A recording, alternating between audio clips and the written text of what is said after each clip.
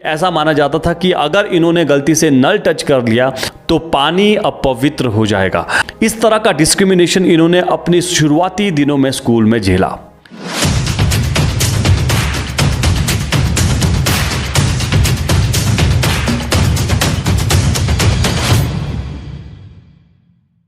दोस्तों, कहते हैं जो लोग इतिहास भूल जाते हैं वो कभी इतिहास बना नहीं सकते। इतिहास में बहुत सारे ऐसे कामयाब आदमी हैं, बहुत सारे ऐसे सक्सेसफुल लोग हैं जिन्होंने अपनी लाइफ में कुछ करके इतिहास बनाया है, और उनके जीवन को पढ़ के, उनके बारे में पढ़ के, उनके एक्सपीरियंसेस के बारे में जान के हमें भी लगता है कि हम भी अपनी लाइफ में इतिहास रच सकते हैं। तो आज मैं इस वीडियो में बात करने वाला हूं एक ऐसे महापुरुष के बारे में जिनके जीवन से हर एक इंसान को, चाहे आप कोई भी हो, हर एक इंसान को बहुत ज़्यादा प्रेरणा मिलनी चाहिए। और अगर आपको इनके जीवन से मोटिवेशन नहीं मिलती है, प्रेरणा नहीं मिलती है, तो मुझे नहीं लगता कि आपको किसी भी सक्सेसफुल आदमी के जीवन से प्रेरणा मिलेगी। तो मैं बात कर रहा हूं India's first law and justice minister, the architect of Indian constitution, doctor Bhimrao Ambedkar साहब की। बाबा साहेब भीमराव अंबेडकर 14 अप्रैल 1891 को एक दलित परिवार में महार जाति में महाराष्ट्र में इनका जन्म हुआ।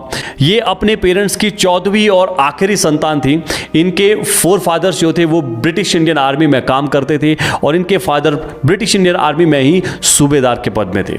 क्योंकि ये दलित समाज से आते थे तो इनकी कम्युनिटी से आज तक कोई स्कूल नहीं गया था, और इनके फादर ब्रिटिश इंडियन आर्मी में सूबेदार के पद पे थे, तो इनको ये प्रिविलेज मिल गया, इनको स्कूल जाने का मौका मिल गया। और स्कूल में जाते ही इनके स्ट्रगल्स और इनके महान बनने की, इनके इतिहास रचने की कहानी शुरू हो गई।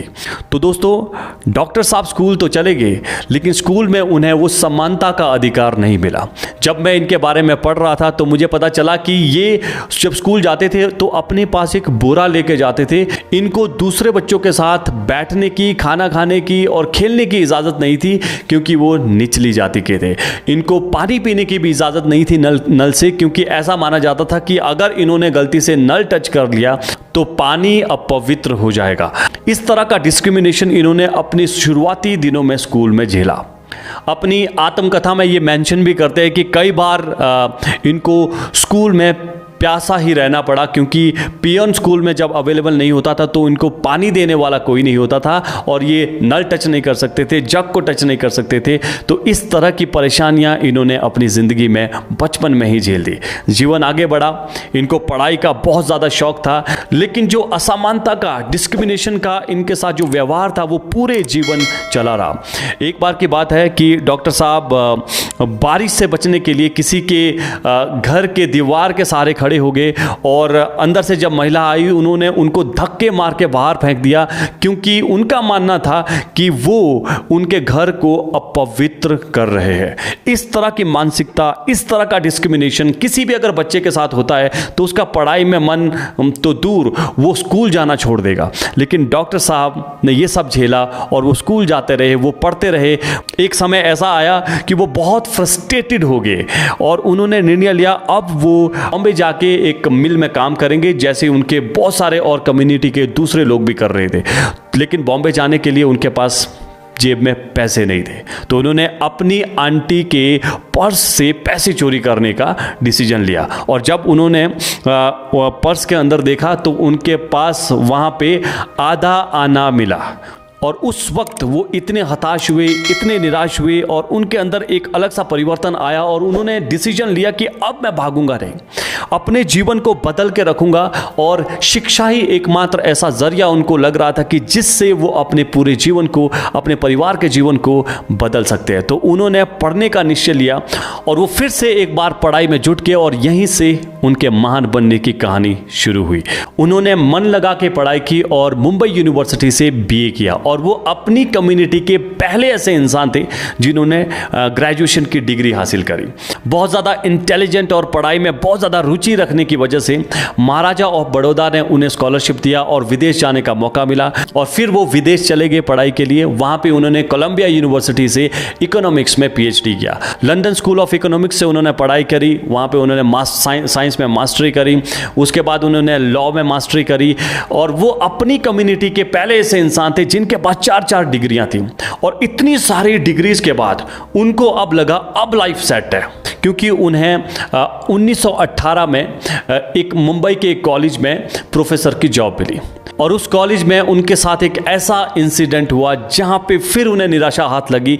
उस कॉलेज के दूसरे प्रोफेसर्स ने उनके साथ पानी शेयर करने से मना कर दिया क्योंकि वो निचली जाति के थे और वहां पे भी वो फ्रस्ट्रेट हो गए और फ्रस्ट्रेट होने के बाद उन्होंने अपना लीगल प्रोफेशन शुरू किया।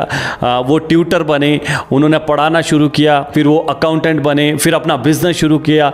लेकिन जब भी लोगों को पता चलता था कि वो अछूत है, वो निचली जाति से संबंध रखते हैं, वो दलित है, कोई भी उनके साथ काम करने के लिए तैयार नहीं था। 1923 में बॉम्बे लेजिस्लेटिव काउंसिल में एक प्रस्ताव पारित हुआ जिसमें कहा गया कि कोई भी इंसान, चाहे वो किसी भी जाति का हो, चाहे वो किसी भी धर्म का हो, कोई भी इंसान पब्लिक प्लेस में किसी भी सोर्स से पानी पी सकता है, चाहे वो नल हो, चाहे वो कुआं हो, चाहे वो दूसरा कोई सोर्स हो, वो हर जगह किसी भी सोर्स से पानी पी सकता है। ये फ्रीडम, ये आज़ादी, ये समानता सबके लिए है, चाहे वो किसी भी जाति से है। तो ये बहुत बड़ा कदम था, लेकिन ये कागज में तो हो गया था बट रियलिटी में लोगों ने अभी तक इसको एक्सेप्ट नहीं किया। डॉक्टर साहब ने सोचा कि अब समय आ गया है अपनी जाति के लिए कुछ करने का और वो अपनी जाति के 2500 लोगों के साथ चौधार नाम का एक टैंक था, वहां पे गए और सब ने मिलकर वहां पे पानी पिया। और जैसे ही दूसरी जाति के लोगों को इसकी जानकारी हुई और वो लोग लाठियां लेके आए और सबके हाथ पांव तोड़ दिए।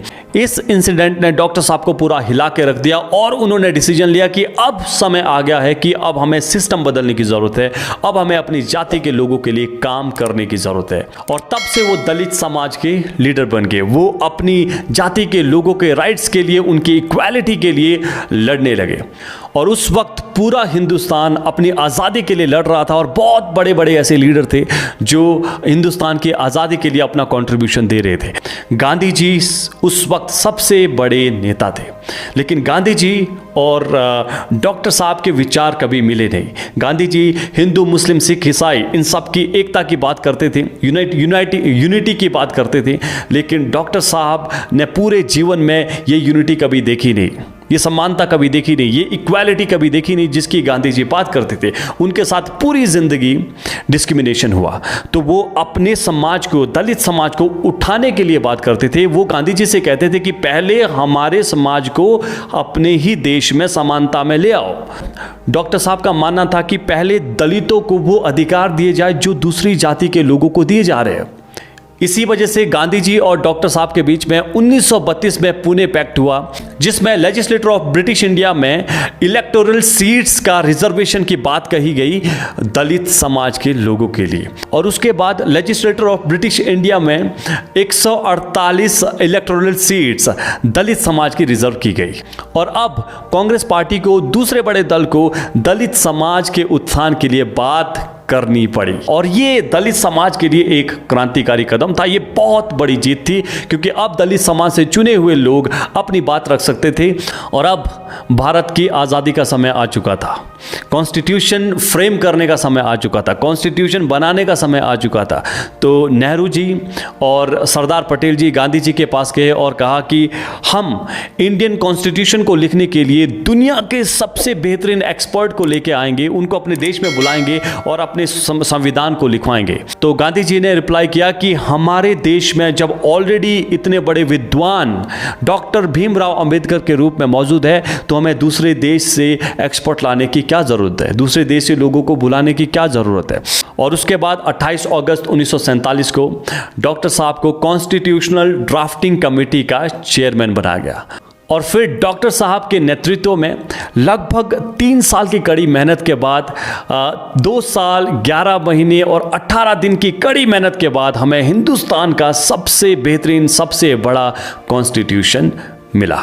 और 26 जनवरी 1950 को हमारा कॉन्स्टिट्यूशन लागू हो गया, जिसकी वजह से मुझे और आप सबको हमारे देश में आज हजारों राइट्स मिले हैं। और इसीलिए बाबा साहब को the father of constitution of India कहा जाता है। फाइनली अपने अंतिम दिनों में उन्होंने बुद्धिस्ट ज्वाइन कर लिया, उन्होंने बौद्ध धर्म को ग्रहण किया और 6 दिसंबर 1956 को इस महापुरुष का निधन हो गया। तो दोस्तों, अगर आप अभी तक इस वीडियो में जुड़े हुए हैं, इसका मतलब ये है कि आप बहुत कुछ सीखना चाहते हैं, आप आगे बढ़ना चाहते हैं, आप ग्रो होना चाहते हैं, आप लर्न करना चाहते हैं और अपने जीवन में कुछ अलग करना चाहते हैं। तो मैं आपसे एक सवाल करना चाहता हूं कि आपने डॉक्टर साहब के जीवन से क्या सीखा। एक ऐसी चीज़ जो आपने इस वीडियो से सीखी, आप कमेंट सेक्शन में ज़रूर लिखें। अगर आपने इनके बारे में पढ़ा है तो एक ऐसी चीज़ जो आपने डॉक्टर साहब से सीखी है वो आप कमेंट सेक्शन में ज़रूर लिखें। और मैंने क्या सीखा है डॉक्टर साहब के जीवन से, ये मैं आपके साथ शेयर करना चाहता हूँ। डॉक्टर साहब की एक लाइन है कि जीवन लंबा नहीं महान होना चाहिए, जीवन लंबा नहीं महान होना चाहिए। और मैं उनके द्वारा कही गई इस छोटी सी लाइन को बहुत गहराई से फील करता हूँ, क्योंकि मुझे लगता है कि life is not all about passing away the time in these 70 to 80 years, जितना भी हम जीते हैं। It is about the intensity of the human emotions. It is all about कि आप इस 70-80 साल में किस तरह से जीते हैं, वो मायने रखता है, ना कि ये कि आप कितना जीते हैं।